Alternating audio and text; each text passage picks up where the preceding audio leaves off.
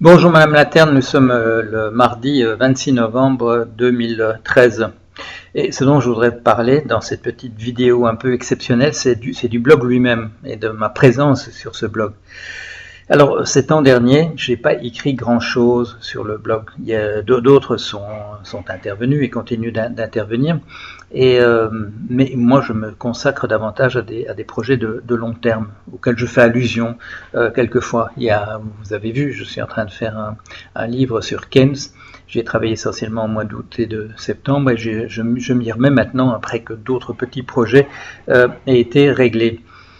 Et donc je travaille sur ces choses qui sont du long terme. Dans la période qui a commencé avec le début du blog en 2007, 2008, 2009, nous avons eu l'impression que les choses étaient en train de changer.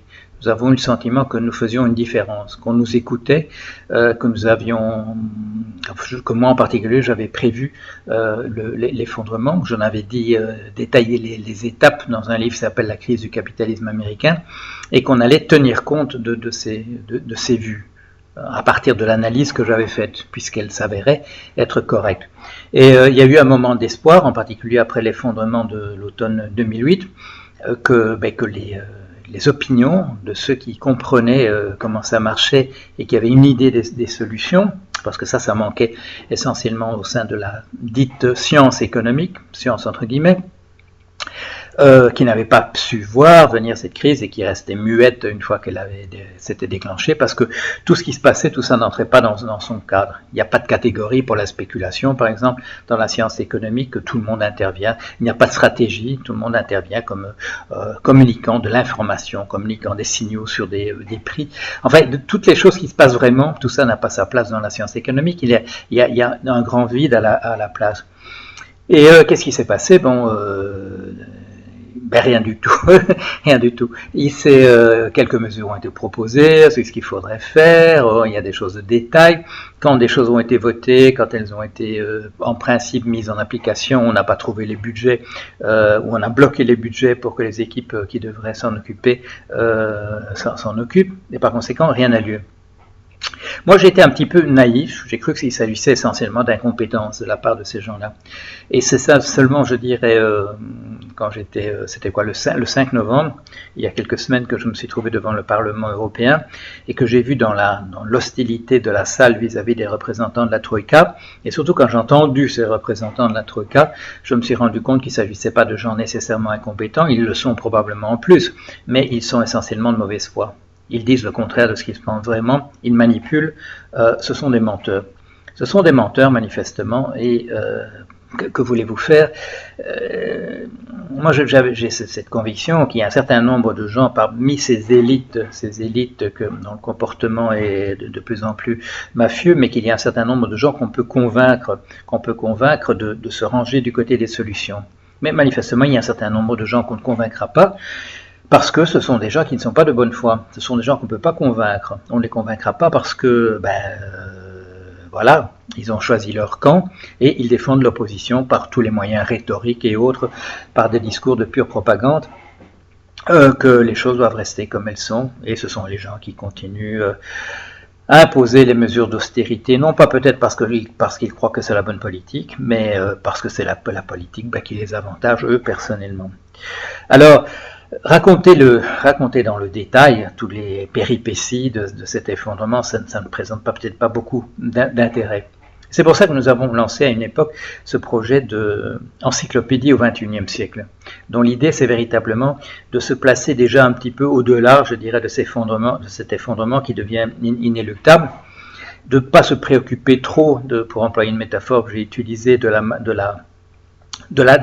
taille et de la forme précise qu'auront les morceaux, les brisures du miroir une fois qu'il sera tombé par terre, mais s'intéresser de manière un petit peu rétrospective à ce monde dans lequel nous sommes maintenant, à partir du monde qui vient. Bon, nous ne pouvons pas avoir une idée très très précise de ce monde, mais nous pouvons avoir une certaine vision.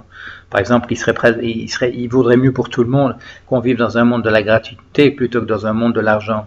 non pas que l'argent soit, je dirais, détermine des choses, c'est la redistribution de cet argent, bien entendu, c'est son partage, c'est le fait qu'on fasse payer des intérêts, c'est le fait qu'on autorise à partir de 1885 la spéculation, c'est ça qui fait bien entendu la différence. Mais quand on se projette dans l'avenir et qu'on se pose la question est-ce qu'un monde de la gratuité serait meilleur que le monde de l'argent dans lequel on est? Oui, bien entendu.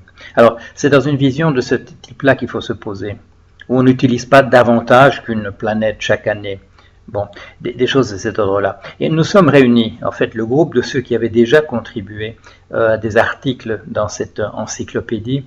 Nous nous sommes réunis durant le week-end, vendredi et samedi. Nous avons réfléchi à ce qui avait déjà été fait et ce qu'il faudrait encore faire. Et nous allons vous en parler.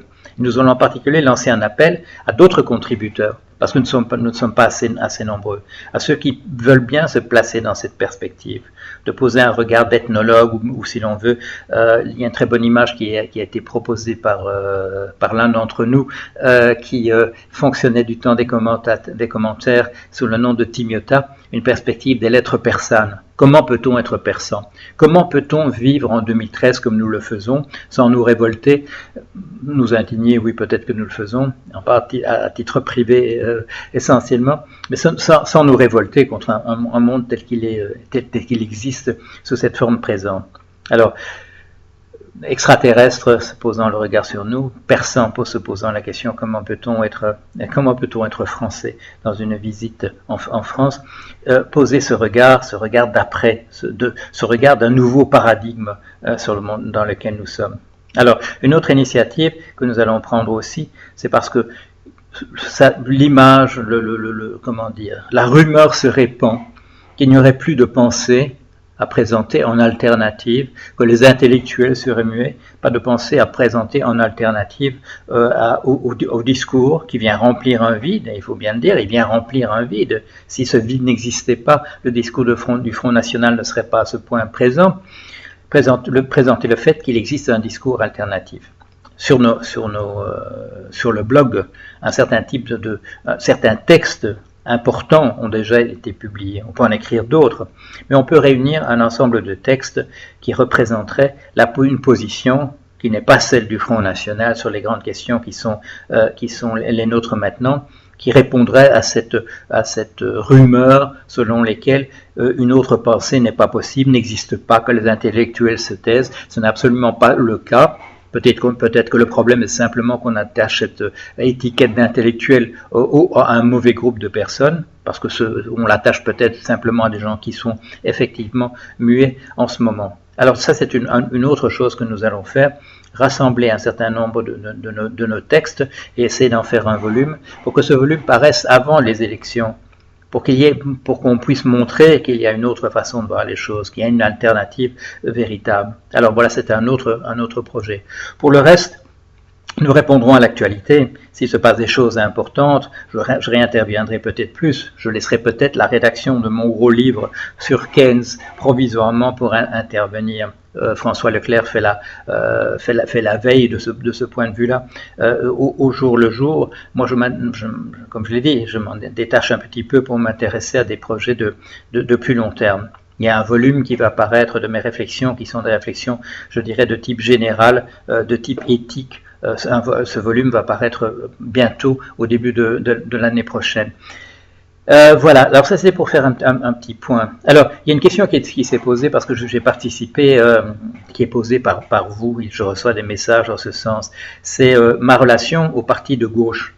J'ai accepté récemment de signer une pétition qui émanait du parti de gauche. J'ai fait partie des gens qui ont apporté un input, qui a apporté une partie de la rédaction au texte, et je l'ai signé avec un ensemble de penseurs associés au parti de gauche.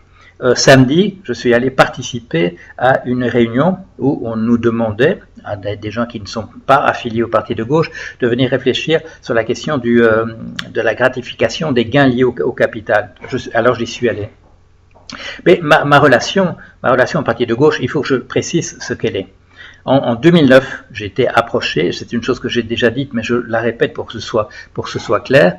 En 2009, j'ai été approché, j'ai été contacté, j'ai reçu un message qui m'a dit « Est-ce que vous voudriez bien participer à une réflexion qui serait une réflexion de fond sur les valeurs du parti de gauche ?» Et j'ai dit oui.